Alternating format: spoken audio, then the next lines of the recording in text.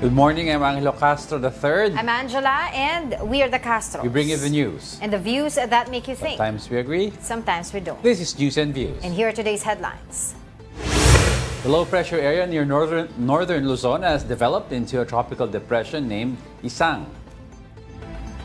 More alleged ghost projects are surfacing amid the controversy on the government's flood control efforts. Some House lawmakers are pushing back against Vice President Sara Duterte's remark that they should also be investigated over flood control anomalies. The COMELEC is now looking into possible violations of campaign finance laws by at least 4 then-senatorial candidates. A low-pressure area is currently bringing rains over Metro Manila and other parts of Luzon. For the latest, we have Pag-asa weather specialist Leanne Loreto joining us now over the phone or via Zoom rather. Magandang umaga. Magandang umaga po sa ating lahat.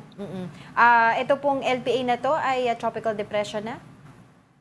Yes po ma'am, so itong low pressure area na ating binabantayan ay naging low pressure na tinatawag po natin siya sa tropical depression isang. So umabot na po kasi ng 62 kilometers per hour ang lakas ng hangin niya. At ngayon po nasa coastal waters na po ito ng Kasiguran Aurora at magdadala po ng mga maulan at maulap na panahon dito po sa kabuuan po ng Luzon landmass.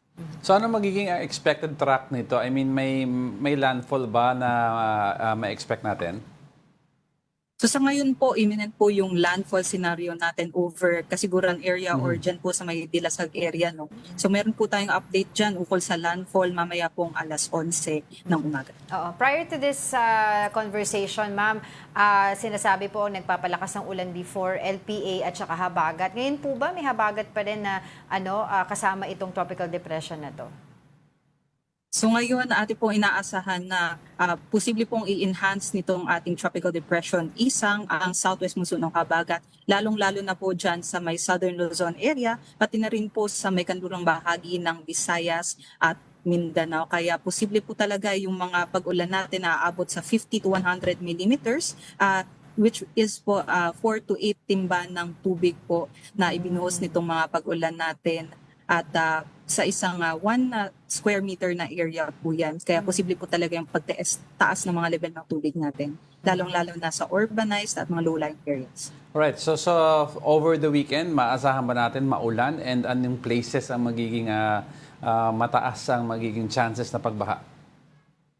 So yung over the weekend po, asahan po natin na over the Luzon landmass ay continue pa rin po yung ating mga pag-ulan bukas habang ito yung si tropical depression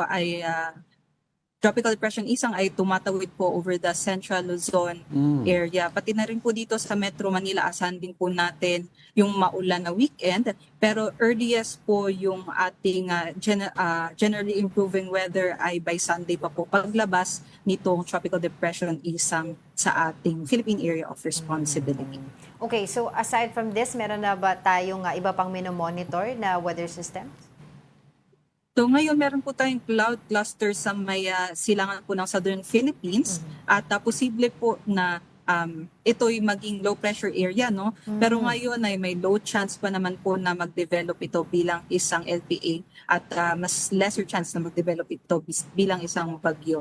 So kung kahit hindi naman po ito maging LPA or hindi po ito maging bagyo, yung mga kaulapan nitong cloud cluster na ito ay posible pong magdala pa rin ng mga cloudy skies and scattered rains dyan po sa may Davao region tomorrow at posible po umakyat itong LPA, itong cloud cluster na ito at magdala din po ng kaulapan dyan sa may Eastern Visayas area by Saturday noon.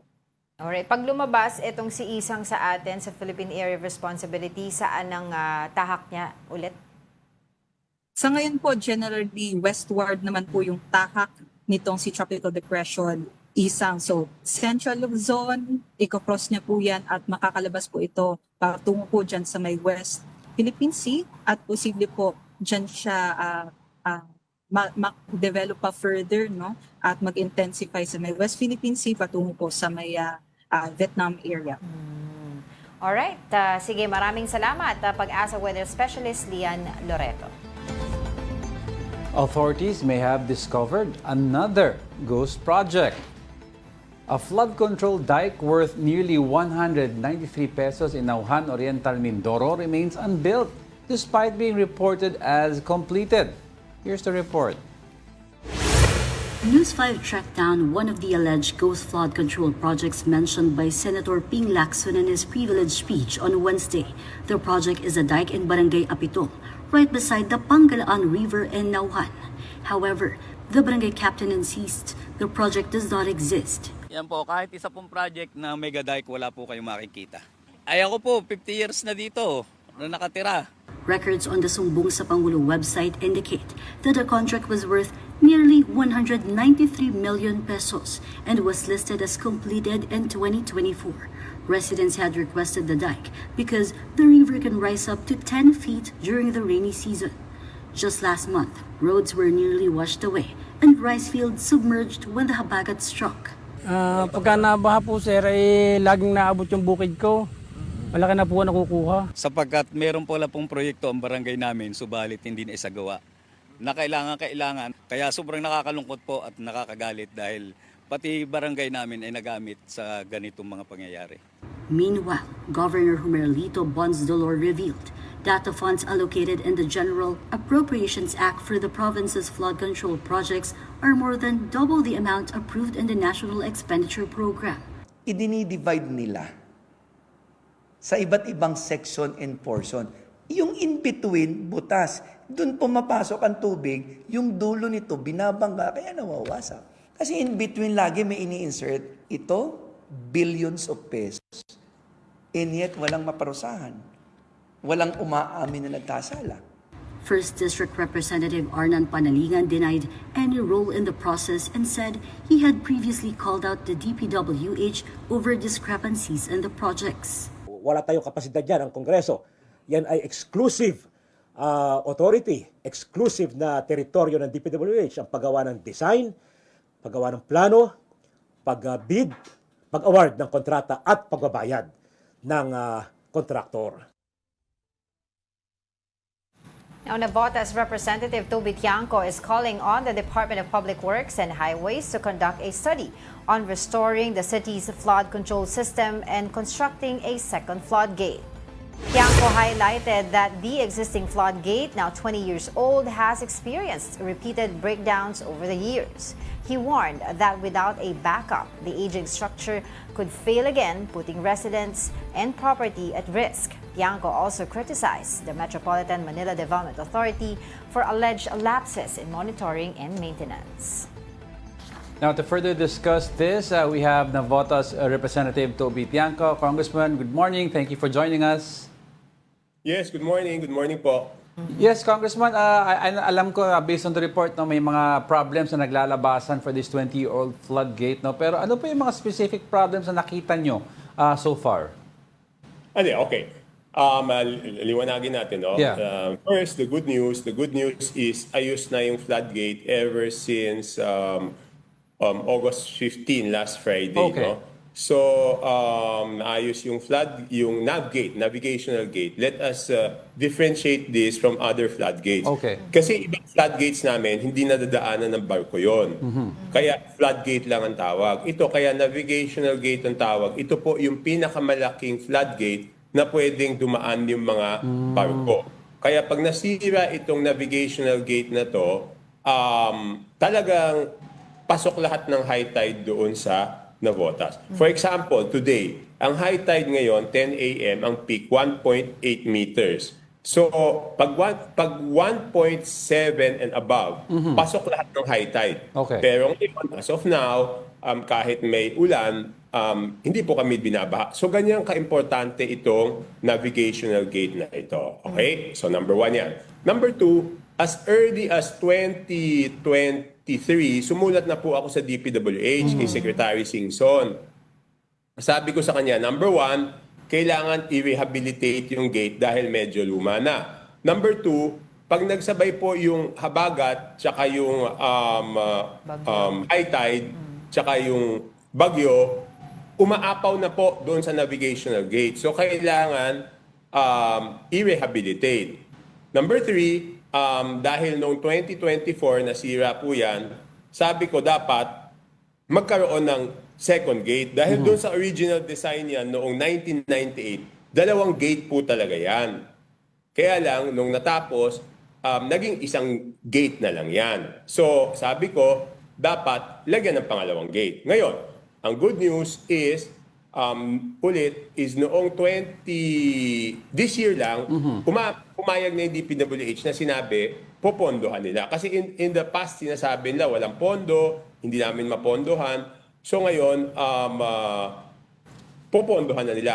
Ang pinag-iisipan lang mabuti is there are two options. Yung isang option, mas mabilis, yung isang option, mas matagal. So, ang pipiliin na lang, alin ba yung mas mabuting option? Yung mas mabilis na option, just to make a short explanation, papalitan lang yung existing gate. Yung mechanical component ng existing gate ay papalitan. Okay? Mas mabilis yun kasi pwede na ikuha ng funding ngayon. Yung second option will take at least 5 years kasi magsisimula muna sa NEDA hanggang mahaba yung documentation process. So, 5 taon.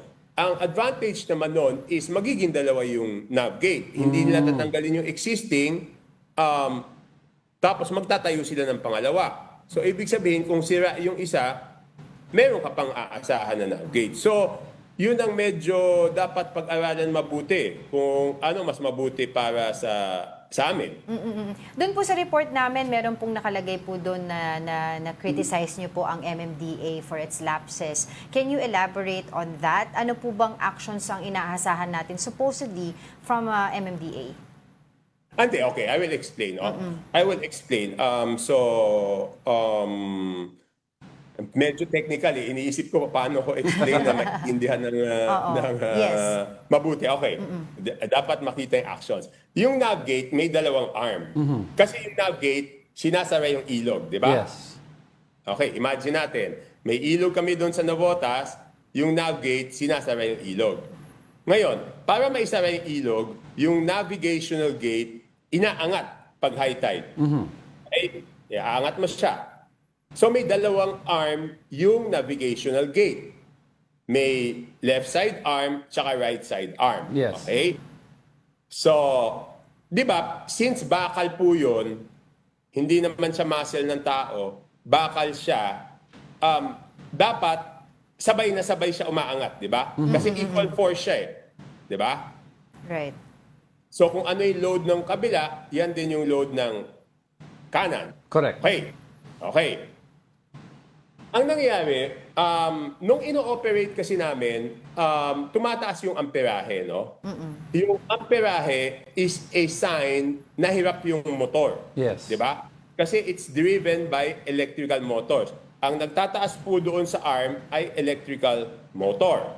Okay? Ngayon, dapat, ideally, pareho yung load nung kaliwa at kanan na arm. Di ba? Nasusundan niyo Right. po? Yes. Go. Correct, Kong. Kasi dapat pareho yung load niya. Kung 12 amperes, parehong 12 amperes. So, napansin ko, kasi kabado ko nung inaangat nung Friday. Napansin ko, yung left arm, yung tango side arm, mas mataas yung amperahe. Okay, nasa mga 18 amperes siya. Yung tansa side arm, which is the right arm, is nasa 16 yata, parang ganon. Okay? So, pero ang sabi ng MMDA, hindi, sir. Nung bago nasira yan, hanggang 20 amperes, Kaya. Hindi, inaangat nila. Yeah. So, ano ba yung design? Ano ba yung design?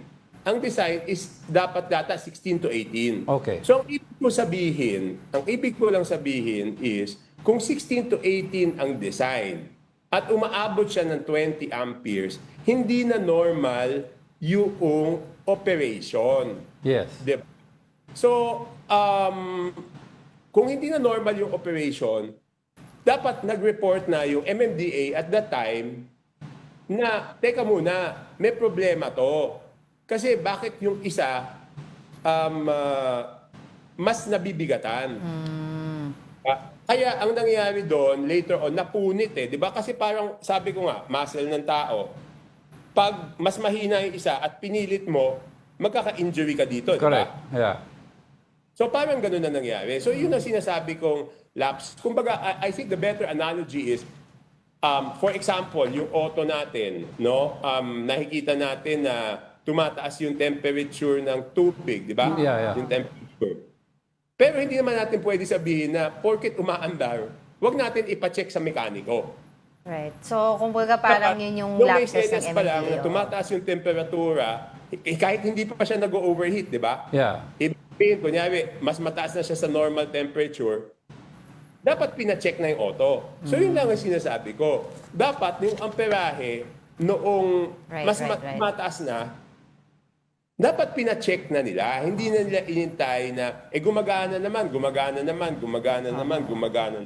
Di ba? yeah, Yun lang ang ibig kong sabihin. Preventive, di ba?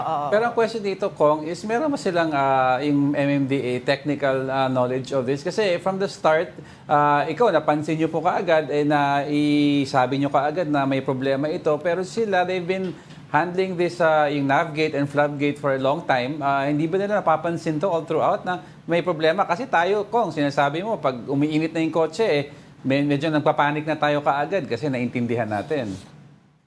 Hindi, kaya ko naman nalaman is because hiningi ko yung logbook. Diba? Sabi ko, teka muna, tumataas yung amperahe. Umaabot ng 18. Sabi na, sir, inoperate namin yan hanggang 20. Sabi ko, pakita nga ng logbook niyo.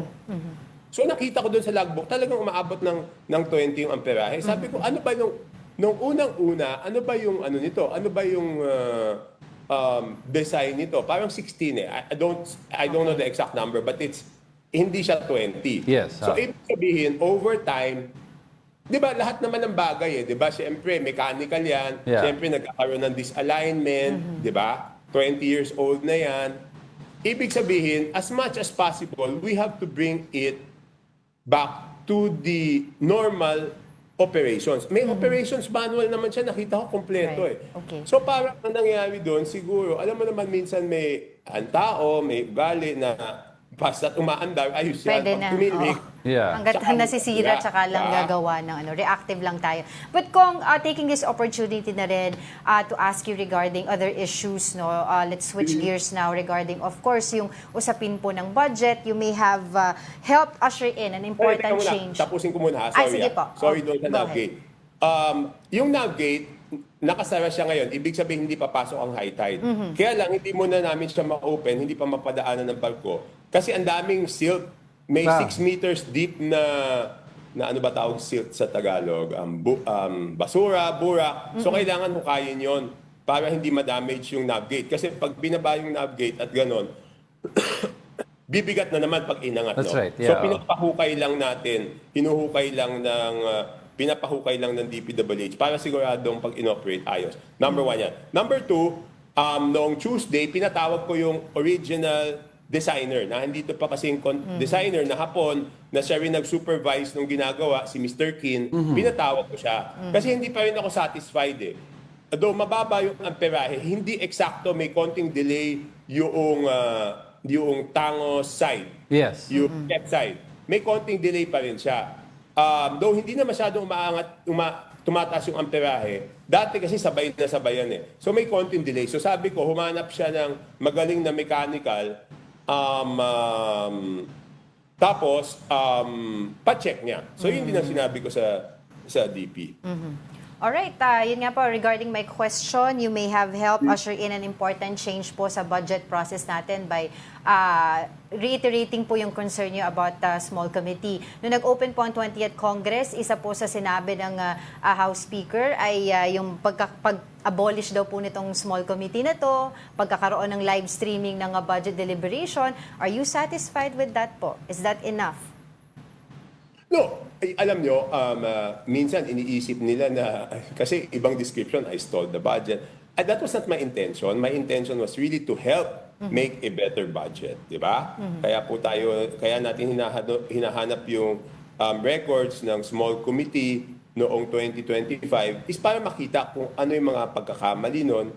Ay, wag nang ulitin, number 1 yun. Number 2, tsaka pera ng taong bayan yan. Siyempre, there should be accountability doon sa former Committee on Appropriations Chairman Congressman Saldico, paliwanag niya paano nagkaroon ng mga changes. No? Ngayon, whether I'm satisfied, sabi ko nga, it's a good start na meron ng subcommittee on budget amendments. But more than the small committee, more than the size of the small committee, what is important is that wala nang babaguhin after second reading. Yun naman ang pinakamahalaga. That is the most important thing we have to do. Na pagkatapos ng second reading, wala nang babaguhin sa budget. Kasi pag in the past, binabago after second reading, yun ang hindi transparent eh. Yes. Yun. So I'm good with it, and whatever I can do to help, I will help. Okay. Yung usapin po... Magkaisa naman kami ng layunin. Right. Hindi naman kami magkaiba ng layunin nung ano eh. So, wag po natin tingnan na kami ay magkalaban dito. Tumutulong lang po ako. Okay, dun syempre po sa usapin pa rin po ng mga flood control projects. I remember you mentioned in one of your interviews, no money, no corruption. Nakikita po natin dito nagkakaroon ng mga turuan sa panig po ng mga contractor, sa DPWH. Meron pong call para po kay Secretary Bonoan to resign. What is your reaction on that po? I cannot comment on that. No, I cannot comment on that because he's part of the executive. I think the executive branch of government knows better what to do and how to deal with the executive branch. No, okay. Ngayon, yung sinasabi ko, no money, no corruption, that is just consistent with doon sa sinasabi ni Senator Ping. Di ba anong sabi ni Senator Ping? Yung proponent ang pinakamalaking porsyento, di ba? 20%. Sabi ni Mayor Magalong, yung Committee on Appropriations, 20%. Yung proponent, tsaka yung Committee on Appropriations, sila ang nagpa-fund. So it's just consistent, di ba? So makikita mo, yung sinasabi ko, yung sinasabi ni Senator Ping, at yung sinasabi ni Mayor Magalong is consistent. Doon talaga pinakamalaki yung corruption doon sa proponent. I'm not saying na lahat ng proponent ay masama, no? Ang sinasabi ko, kaya nga dapat maging transparent eh. Bakit mo isisikreto na ikaw ang proponent kung mabuti ang layunin mo? Dapat makita ng tao, para makita ng tao kung sino yung nagpondo at kung yung nagpondo ba ay may connection doon sa contractor. I mean, kailangan i-connect itong mga bagay na to eh. Yun ang sinasabi ko dyan. Right. Diba? Kasi, okay. Again, lahat ng congressman, walang congressman na hindi magsusubok na magdala ng pondo sa kanilang distrito, di ba? Kasi kung kulang yung pondo ng local government, isipin mo, barangays lalapit sa congressman, local government lalapit sa congressman, hindi namin napondohan to, pakitulungan kami. So they will try to ask for funds, Yeah. di ba? Right. National government. Ang sinasabi ko, ang kaduda-duda, kung ikaw ay congressman at dadalin mo sa ibang distrito yung pondo at hindi sa distrito mo, hindi ba kaduda-duda yun? Right. So, number one yan. Okay? Number two, bakit may ilang party list, hindi lahat meron lang very few party list na yung projects na proponent sila ay napakalaki. Mas malaki pa sa district congressman. So, ibig sabihin, kung yung district congressman ay hindi makakuha ng pondo na dagdag para sa distrito niya, bakit pag nag-request siya sa isang party list congressman, mapupondohan? Hindi pa katakataka yun. Yeah. So, yun yung sinasabi Yung ko. Kaya pinapoint dapat out ninyo, transparent oo. kung sino yung proponent.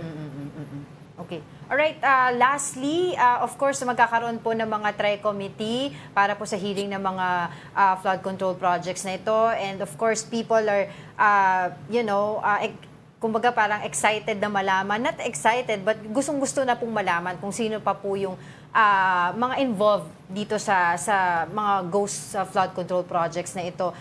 Do you believe na tama po ba na ang Congress mag-imbestiga na ngayon pong nai-involve din po ang Kongreso? Even si VP Sara, sinasabi niya, dapat imbestigahan din ang mga congressman regarding this. No. I do not agree. Definitely, I do not agree. I support Majority Leader Sandro Marcos's statement na wala kaming karapatan o something to that effect na mag-imbestiga. Third party daw. Bakit ito, no? At sinasabi ko nga, kasama dapat ang Congress, kasama kami lahat sa dapat imbestigahan. Right. On that note, marami po kami gusto Hindi itanong. kami pwede mag-imbestiga sa sarili namin. Exactly. Yeah. So, oo. hindi pa pwede yun. Hindi pa pwede yun. Titignan ng tao yun as a parang cover-up. So, I fully support Majority Leader Congressman Sandro Marcos's statement na hindi kami pwede mag-imbestiga sa sarili namin. Alright, we have a lot of questions but unfortunately we don't have much time. So susunod po uli sana if you're available. Maraming salamat po sa inyong oras na Votas Representative Toby Tiangco. Thank you. Bye-bye. But former Public Works Chief Rogelio Singson isn't keen on going back to the department, even after being floated anew for the post. Here's the report. Former Public Works Secretary Rogelio Singson told the big story that his priority for now is his family. That's why he's not inclined to take back the helm of the Public Works Department. Instead, Singson revealed he is helping organize a public sector audit group under the Management Association of the Philippines to track suspicious flood control projects flagged by President Marcos. Definitely, there were feelers, but my answer is no because my priority is my family and their safety. Singson suggests a moratorium on flood control projects while the review is ongoing. He said this will ensure public funds are not wasted on so-called ghost or half-ghost projects. Tignan lang kung nasaan yan, mga projects na yan na dinagdag, na insert, so that we know exactly what types of projects these are and whether they make sense. Remember what I have always mentioned in the past. Right project ba yan? No? Yung 5 hours of good governance. Is it the right project? Is it the right cost? Is it the right quality? The former DPWH chief insists he did not allow insertions during his term, stressing that corruption began only after he left office. According to Singson, lawmakers now were able to push through questionable projects because congressional leaders allowed budget insertions to pass. Hindi naman pwedeng mangyari ang insertions na yan kung hindi pumayag ang leadership of both houses and the Senate. So how can they conduct an honest-to-goodness investigation that you're saying, looking back, when the leadership is the one that, fingers are pointing to them? Kaya nga ang appeal ko, and which is the same appeal of the President, time out muna, mahiya naman tayo. Time out muna. Despite the controversy, Singson said current DPWH Chief Manuel Bonoan still enjoys the trust of President Marcos, which he stresses is critical for whoever leads the department moving forward. We'll be back with more stories after the break. Keep it here on One News.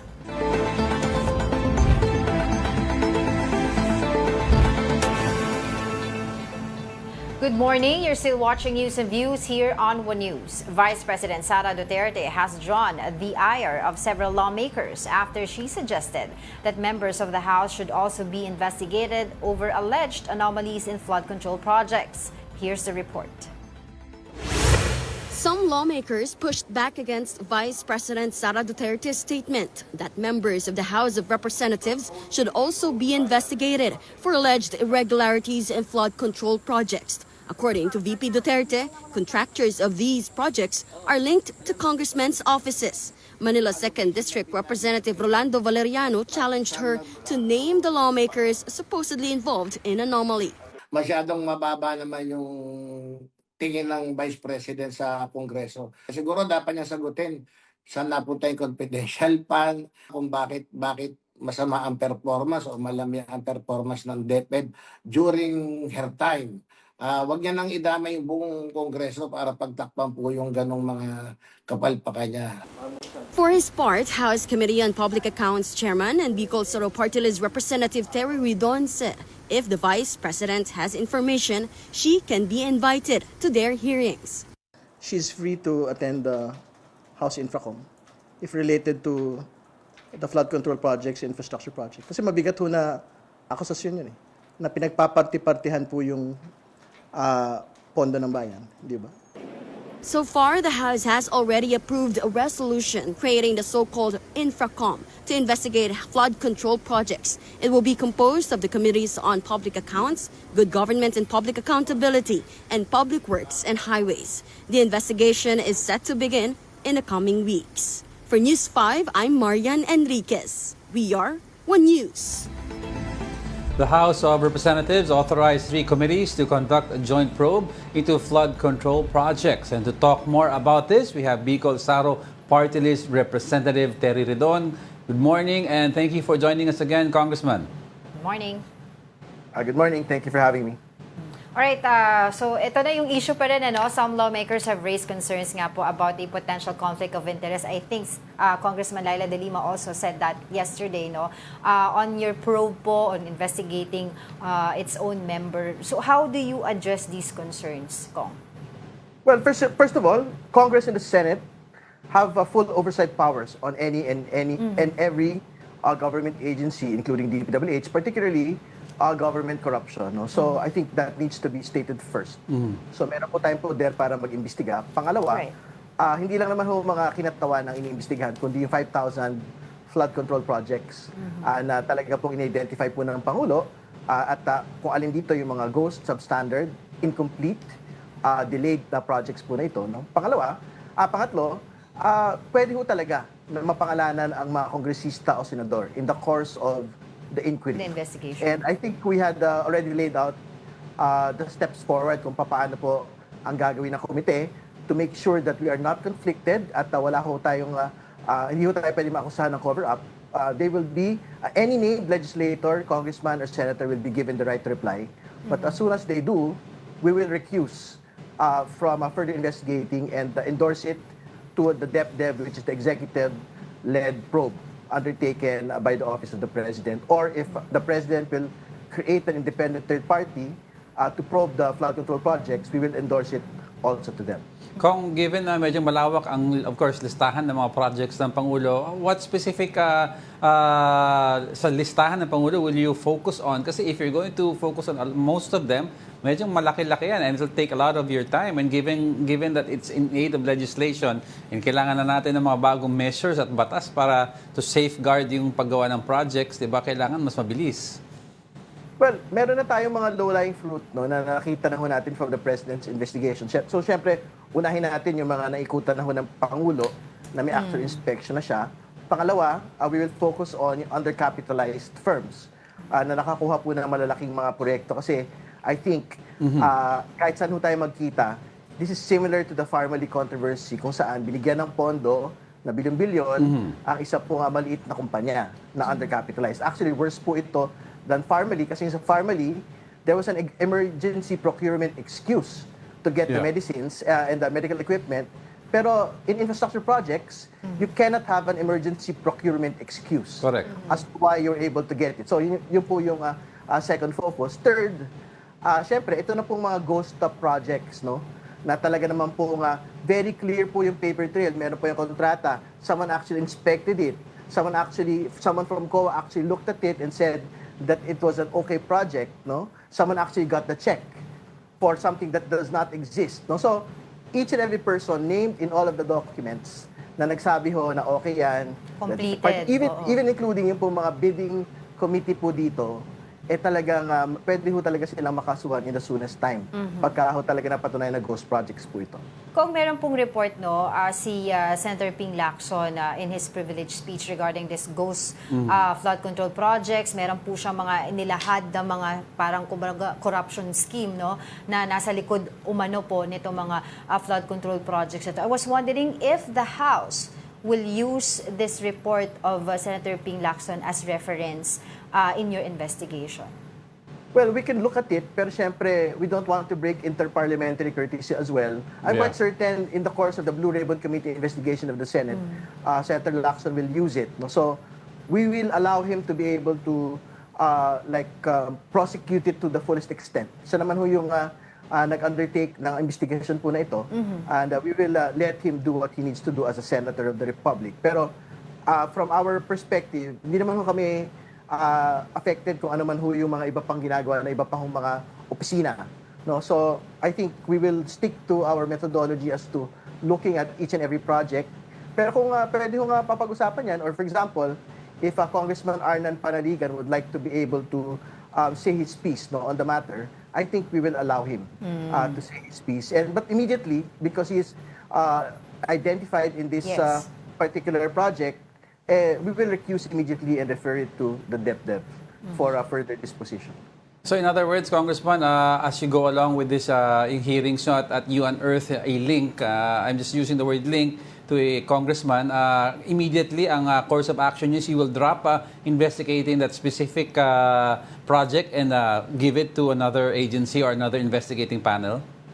Well, we will give the congressman or senator the right to reply first. No? Okay. So, in a platform. Pero immediately, we will endorse it to the DepDep, the executive-led group, para wala akong masabi mga kababayan that we might be defending a particular congressman or that we might cover up the probe. Kasi ang totoo, this is beyond naman po involved congressmen eh.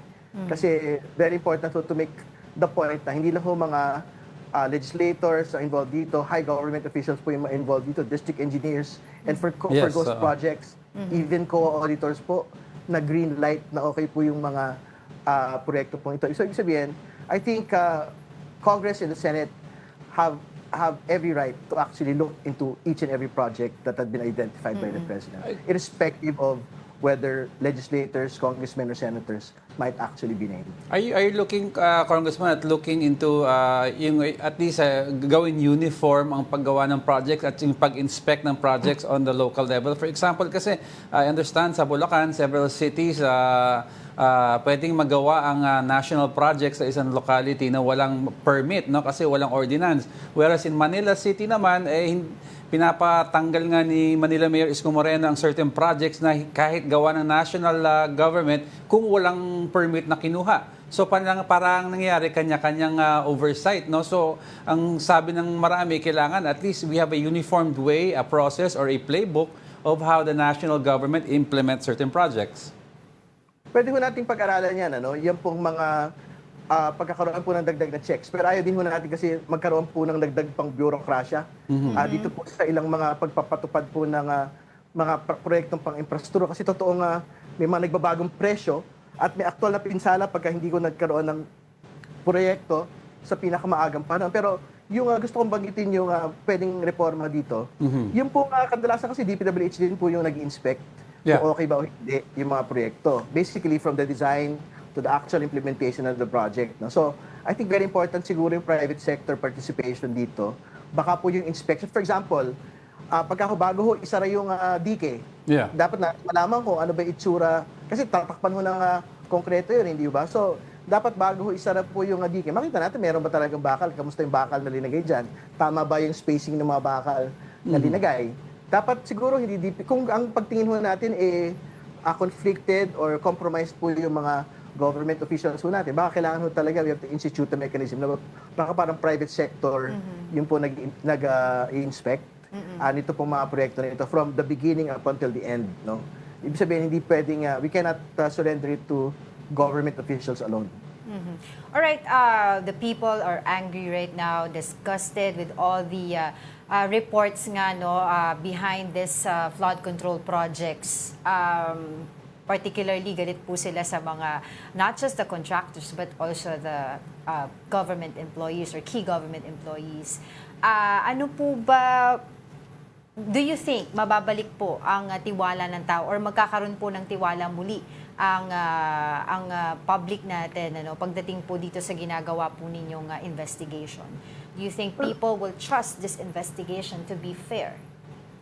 Well, una sa lahat, I think the most important test is whether or not ang itsura ho ng komite ay magiging komite de absuelto o magiging patas ho sa lahat At syempre, at pangalawa, mahalaga ho talaga na may aktual na mapanagot kung sino man ho ito at every level of government. So, ibig sabihin, meron naman ho karanasan yung taong bayan na nagpanagot ho tayo dun sa mga pinakamalalaking corruption scandals in the past. Agricultural fund scam, PDAP scam, Farmally controversy. Ito po yung pang-apat. No? So, at in those three instances, so may aktual na mga kinulong, may senador na kinulong, may kongresistang kinasuhan, meron po malalaking mga kontratista ho na, alam mo ngayon, nakapila sa Sandigan Bayan, head ng PSTBM for the Farmally controversy.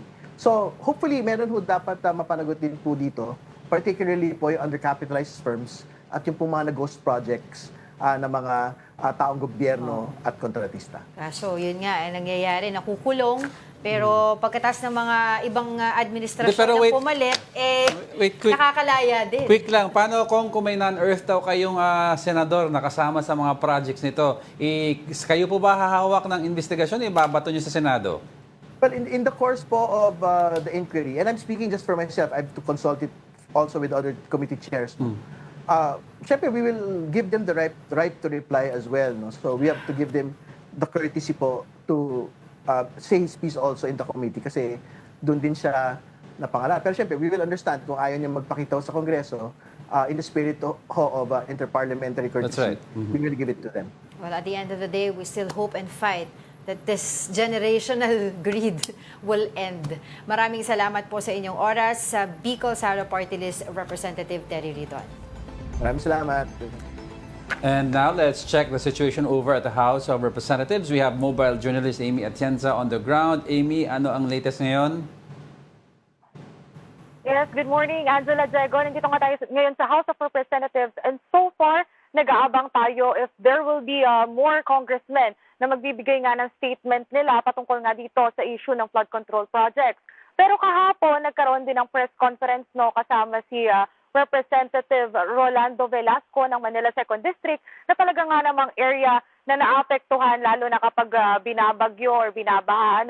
At nasabi niya nga na para dun sa mga nag-aakusa sa Kongreso na talagang meron daw korupsyon na nangyayari dito, mas maigi na pangalanan na lang para hindi nga nagkakalituhan, hindi nagtuturuan kung ano nga ba yung nangyayari. And so far, ayun nga, nabanggit din niya na mas maigi rito kung magsisimula na yung investigasyon dahil wag nang patatagalin pa. At yun nga, nakita naman natin na magkakaroon nga ng TRICOM dito sa House of Representatives para nga rin sa investigasyon ng mga ganitong klaseng issue.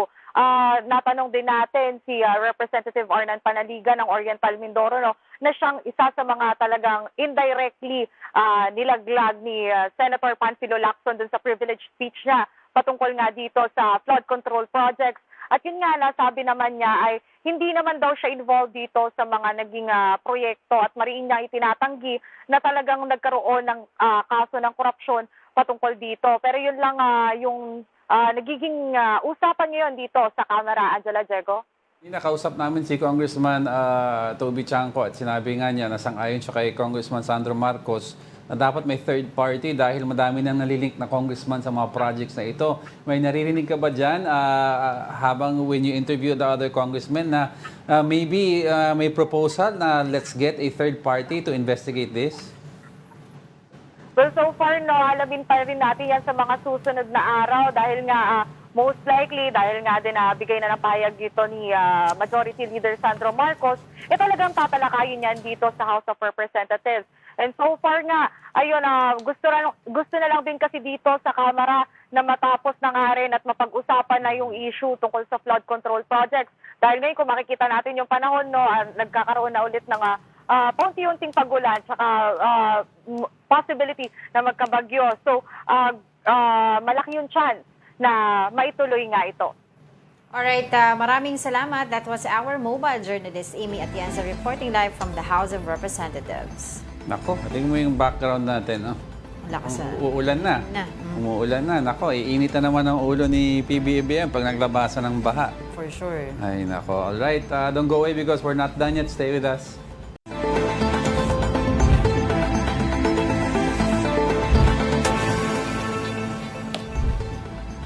Welcome back. You're still watching News and Views here on Tuwa News. Detained preacher Apollo Kibuloy's legal counsel, attorney Israelito Torion, said they have not yet received any official document on his client's extradition.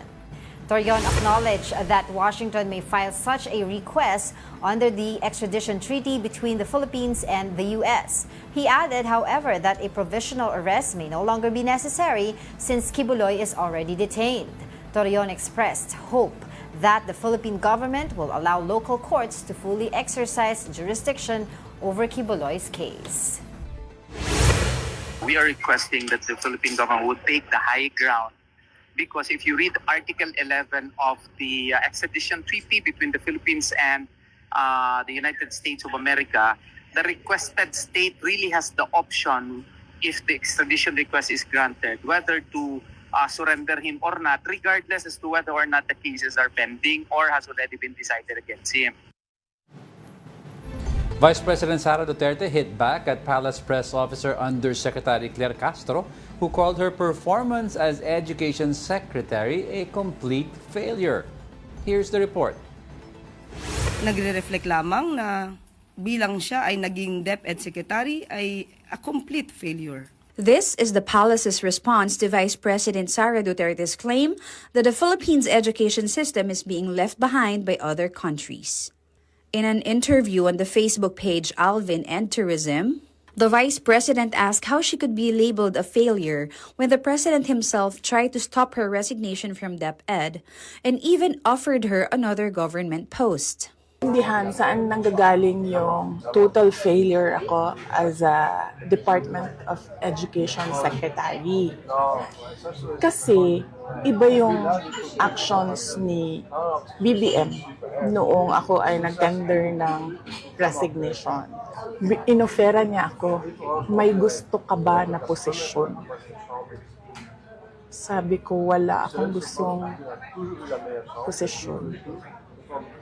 Tapos ang sunod niyang sinabi sa akin, pwede ka bang tumulong sa midterm elections para sa mga senators?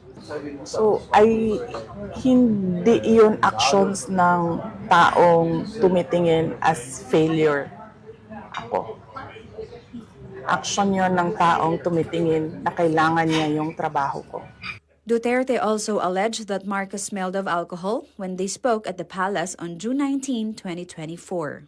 According to the Vice President, this incident sealed her decision to step down from the Marcos cabinet. Pag-alis ko, nagbeso-beso siya sa akin. This was 10:25 or 10:30 in the morning. Amoy alak siya. At kung ako ang pahulain, kung ano yung alak na yon, whiskey. Doon na-confirm yung decision ko na mag-resign. So, hindi ako ang failure. Siguro, ang failure is yung 10:30 pa lang ng umaga, amoy alak ka na. Meanwhile, Castro did not directly address the alcohol allegation but insisted that the Vice President's claim have no basis and were driven by what she called a self-ambition to undermine the President.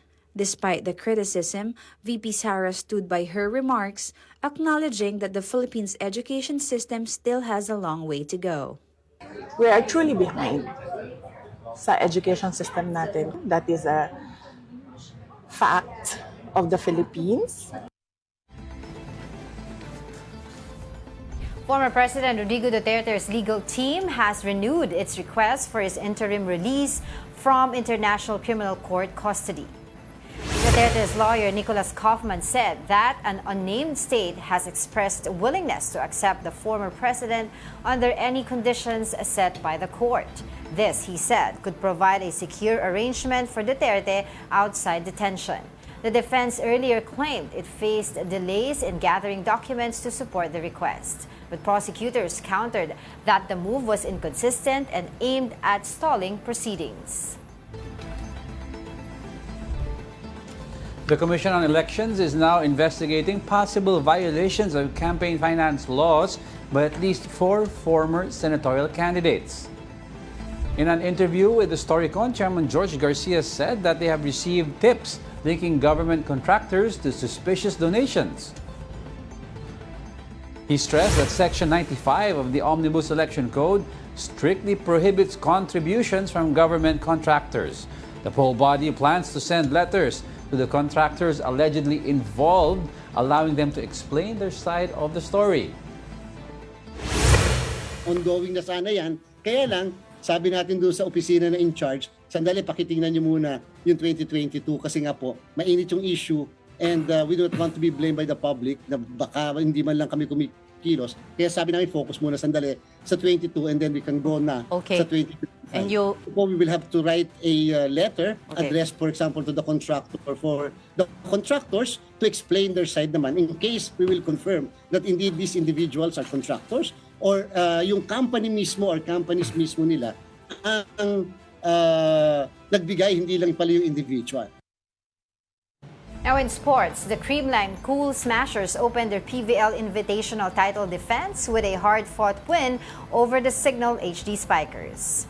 Michelle Gumabaw led the charge with 22 points and 15 digs, including 5 crucial markers in the deciding fifth set, while Gemma Galanza added 18 points and 17 excellent receptions. In another match, the PLDT high-speed hitters defeated Cheritigo in straight sets. Alea Malaluan starred for PLDT, scoring 11 points and contributing 13 excellent digs.